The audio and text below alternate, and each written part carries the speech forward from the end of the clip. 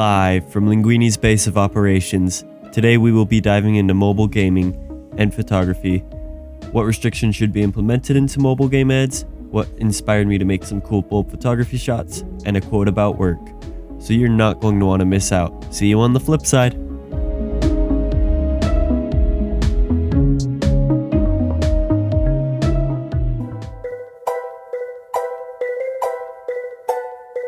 You are now listening to Linguini's Dough. Right now we're going to talk about mobile game ads and how I think they personally should have some restrictions on them. If you can't tell already by this sound, I'm outside, not in my bedroom or the Linguini's void, I guess. So, yeah, I think it would be a pretty nice place to podcast, even though it's out in the open. But you can just hear the background noise, and to me it sounds pretty beautiful. So anyways, back to mobile game ads and how I think they should have restrictions. Because I know we can't just remove them altogether, because companies or the game developers need to make money somehow aside from just DLC. I mean, they're putting their games out for free, so it just makes sense. One thing that is said a lot is to put your phone on airplane mode, which does get rid of the ads usually. There are instances where the ads are offline, so even then it doesn't work. But I have a few problems with that is you miss a lot of notifications with airplane mode because it turns off all wireless connections. It's just kind of an inconvenience for you. I don't know if you don't get texts or not. I know I don't, so it would be an inconvenience. Or I'd miss any important emails, all that stuff that I might need to know sooner than later, just to put my phone in airplane mode. Another problem is the cost to remove the ads is actually quite pricey a lot of the time. I noticed that a lot of the time now it's a weekly payment, and usually you forget about that game after a month of playing it. So if it was a one-time payment, it's perfect, which there are a lot of games where it's a one-time payment and you get rid of all the ads. So that's a better thing, but a lot of the times it's weekly, monthly, and yearly, and nobody wants to do that for that mobile game, at least very unlikely. So another thing I've noticed, because I used to have a more budget phone, the games would lag if you were using the internet because of the ads it was trying to load all the time. Like I remember playing this game called Bacon. It was a cool game, but I had my phone on airplane mode every time I played it because it was too laggy if I didn't. So I feel like they could optimize better for at least if you have ads. And my phone ran it smoothly when I didn't have mobile game ads. So I know it did work. Here's a super sketchy thing, or two sketchy things with mobile game ads is they'll be like, okay, so here, double your reward if you want to watch an ad. Like I said, I'm outside.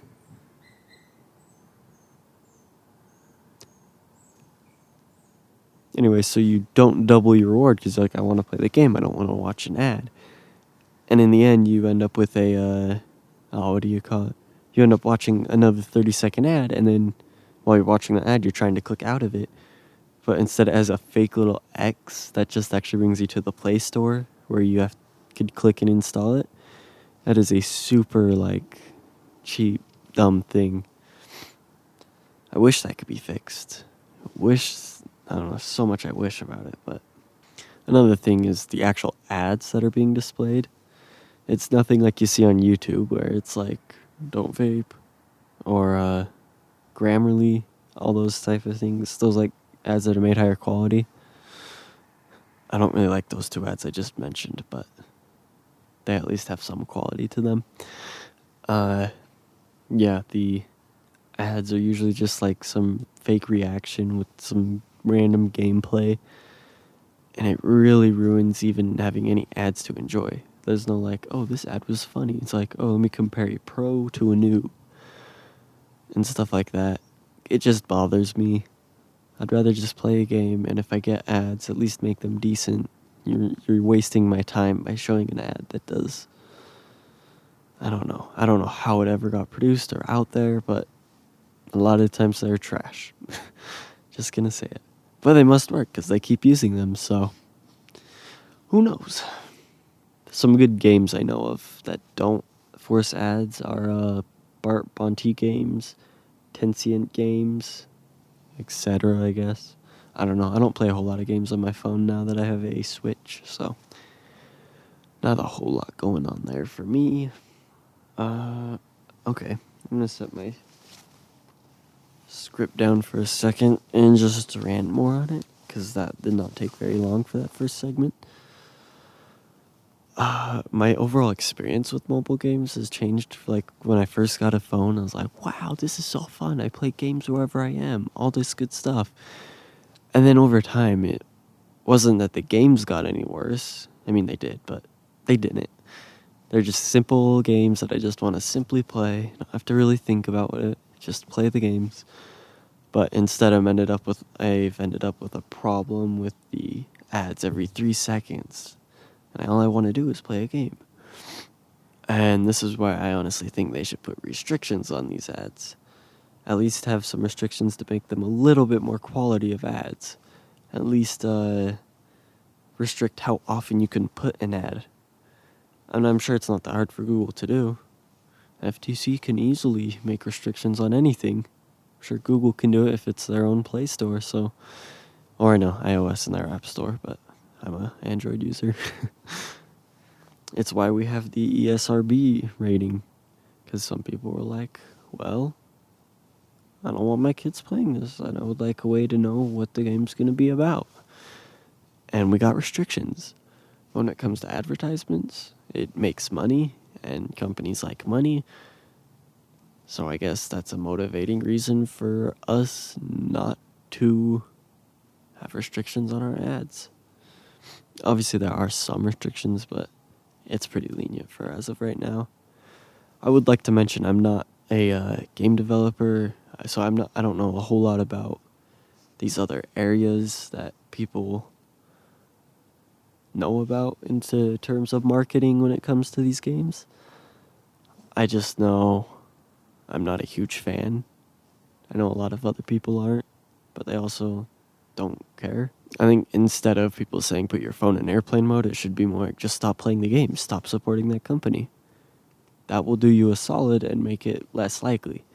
The only way we can get this change is maybe if we affect their income. It's not a matter of airplane mode, because they're still going to make money somehow. So, it's just my little rant, I guess.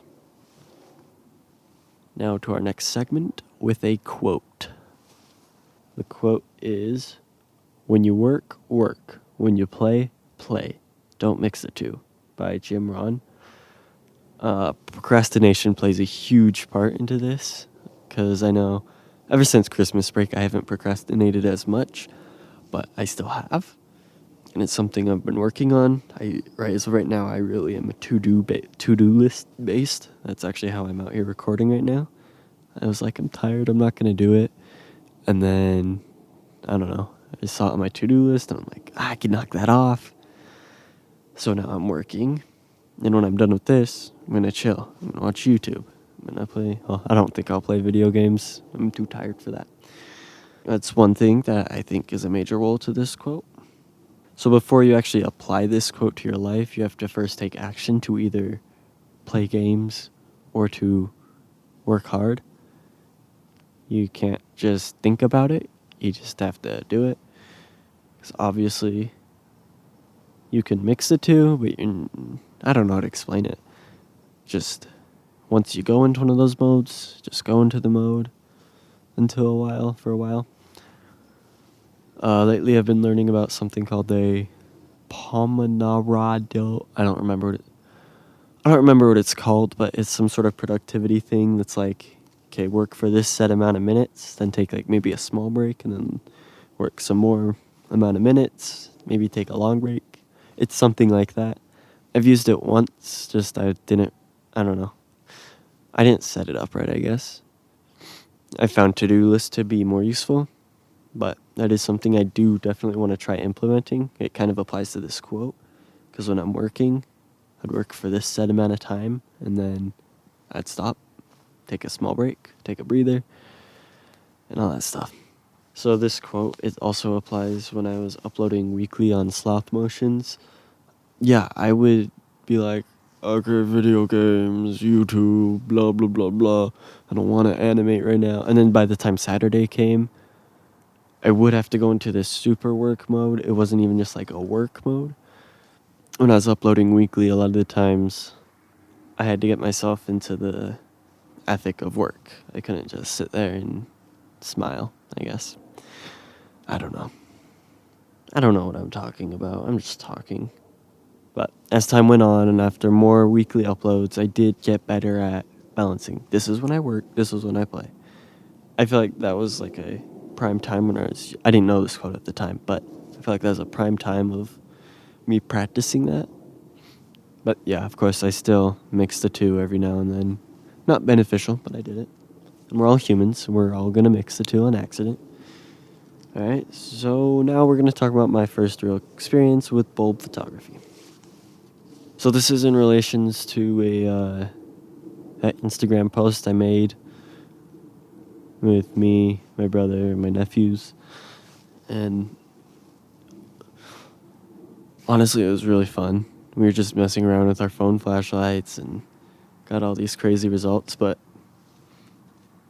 obviously we didn't just start when they're like, okay, we're gonna go do bulb photography. Okay, you might have expected that, but that's not what happened.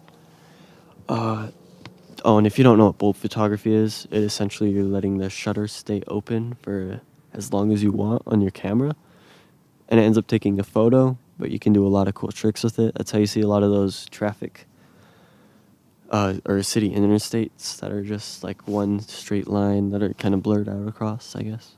I don't know how to explain it. They're cool though. Anyways, so outside my window in my room, I can see like the whole valley. I have all these city lights, the mountains. It's super pretty. But I noticed how the lights are almost always flickering. And my nephew, he noticed that there was one light that just kept spinning around and it would shine right into my room, which I never noticed that. And honestly, it was really cool. So we kind of kept messing around, and then he noticed Target. And then we just started analyzing the city because trying to find certain areas that we recognized. It was really fun. And then eventually we went back to that spiraling light. And we zoomed in with my zoom lens. I'm actually using it right now to try finding out maybe what it was. And the zoom lens couldn't zoom that far, so we had to digitally zoom after that. And it totally looked like a cop car. Like it had I don't know. I'm thinking of like from the 80s, how you could like totally see the sirens. It kind of looked like that. And that's literally all we could see from it. Yeah, so that was really cool. Still haven't figured out what it is though. But this reminded me of bulb photography, and I kind of tried showing him with it with the city. I don't know, it just didn't work. It was kind of blurry, and it was just a mess. So I decided to go onto the porch and use phone flashlights, and we came up with okay results. Wasn't the best, and we were cold, and just wasn't the best experience doing it on the porch, but we did have a lot of fun.